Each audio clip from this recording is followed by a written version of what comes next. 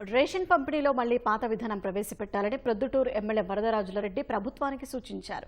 Ration బియ్యం పక్కదారి పడుతున్న నేపథ్యంలో అవసరమైతే బియ్యానికి బదులు డబ్బులు ఇవ్వడం మేలన్నారు.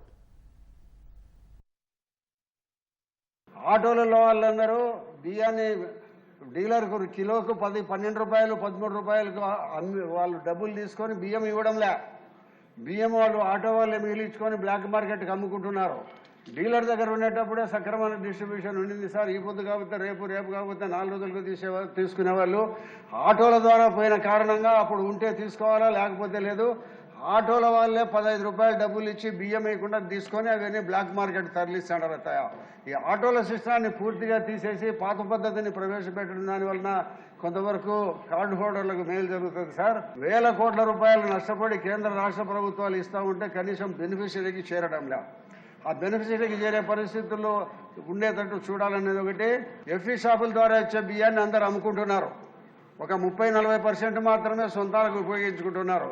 కాబట్టి ఇది ఈ విధానాన్ని రద్దు చేసేవన్నా కొత్త విధానంలో డబ్బులు బెనిఫిషరీకి ఇచ్చే పరిస్థితి ఏదైనా ఆలోచిస్తే బాగుంటుంది. మంచి సూచన. అదే మాదిరిగా వీళ్ళ మీద చర్యలు తీసుకోవాలి సార్. బ్యాక్లాగ్ ఉండబడిన వాళ్ళందరి మీద చర్యలు తీసుకోండి. 2 సార్లు నెలలో ఒకసారి ఎఫ్ఈ షాపుకు బియ్యం ఇవ్వాలి. 2 సార్లు ఎందుకు ఇచ్చినారు సార్? తప్పకుండా చక్కటి సూచన. కన్నా లక్ష్మీనారాయణ గారు.